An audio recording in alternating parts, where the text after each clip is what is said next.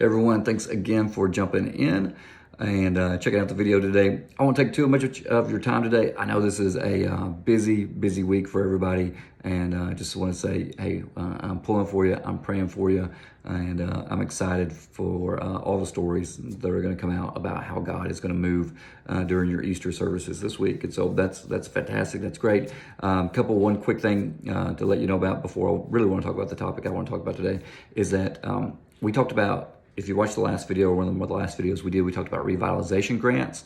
And if you're a church that is undergoing some revitalization and you want some help with that, hey, reach out to us. If you would like more information about that, again, reach out to me. I would love to give you that information. We're going to extend the deadline. The deadline was like March 31st, which is actually, or something around there, which is actually like Easter week. And so there's a lot of pressure. And so we're going to extend it a week to April 7th. All right, so it gives you an extra week to get that in. If you have any questions, reach out to me, let me know.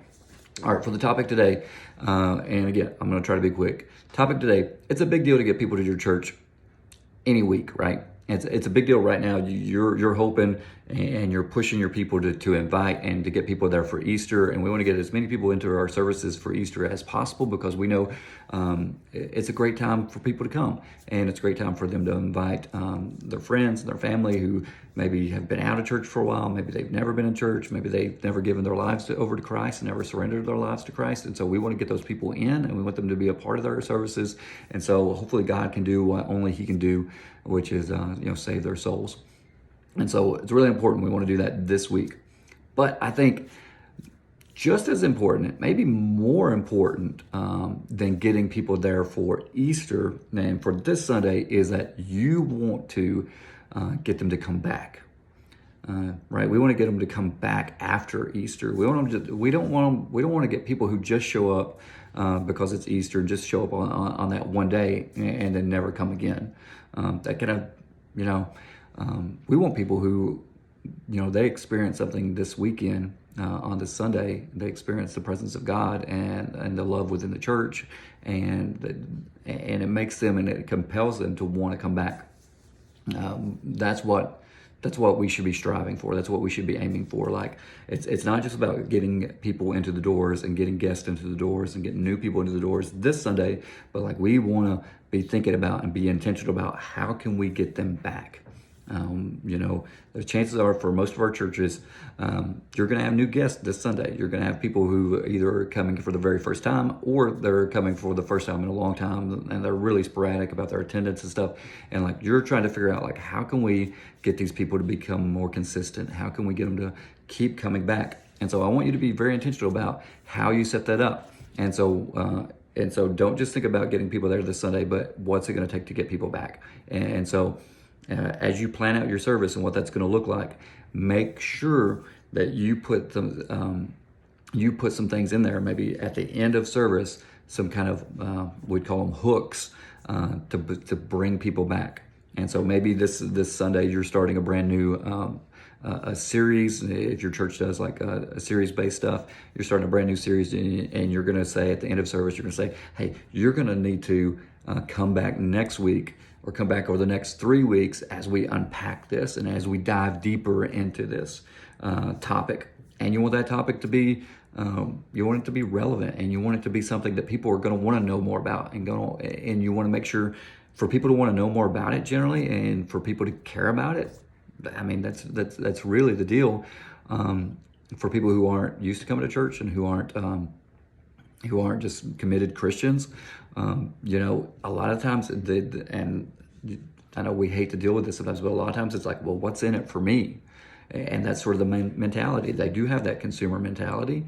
And so sometimes you have to use some, if we want to reach these people, and if we want to reach them with the love of Christ, and we want Christ to have the opportunity to work in their hearts and to do what He can do, like, we got to get them to come back.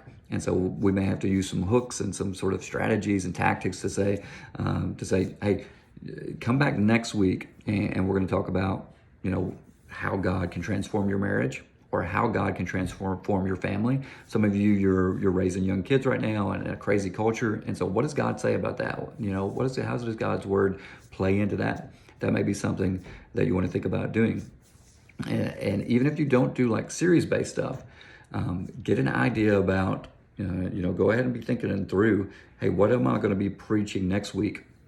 What part of what I'm preaching next week, after the week after Easter, is relevant, and would somebody who isn't a committed Christian, somebody who's kind of wishy-washy, somebody who hasn't given their life to Christ yet, like, what is it about that message that they're going to care about and that's going to matter to them? And then as we're wrapping up Easter services, we're going to come back and say, hey, you know what? Next week, I don't want you to miss it. I'm going to be preaching a message about this. And it's going to be impactful to your lives. If you ever wonder, like, well, does the Bible really speak into my lives? What does that have to do with it? Like, we're going to be talking about a subject, and you lay that out, and you could do, 30-second hook, 60-second hook, and you want to lay that out. You also maybe, if it's not message related, it could be different things of like, hey, and maybe you have a separate kids ministry. Hey, we want you to come back with your family next week, and we're going to be doing something with kids, or the kids are going to be singing, or it could be something like, hey, we're going to be doing a fellowship meal, after services next week, and we want you to come be a part of that. So think about ways over those next few weeks after Easter, think about ways that you can continue to get people to come back. And so you want to do that through talking about it during your service, but then even next week, throughout the week, if you're a church that does social media and does Facebook posts and that type of stuff, again, be thinking about that. Like, all right, we want to do a Facebook post telling people what's going on Sunday so that we get them to come back. All those type of things. And I'm telling you, it's really important for you to do. If you want to be a church that continues to reach new people, continues to have new guests come in, and not just come in for a one-time deal, but come in and actually get connected to your church, like, you're going to have to use some strategies and some tactics to put some hooks in the water to get them, to draw them back in. All right. And so those are a few ideas for you. If you need more, if you want more, if this is a topic that you really that you want to learn more about, reach out to me, and I can share some resources with you and some other thoughts with you as well. All right. Thanks so much for watching. Again, praying for you this week. I hope you have an awesome Easter weekend, Easter services, and I'll talk to you soon.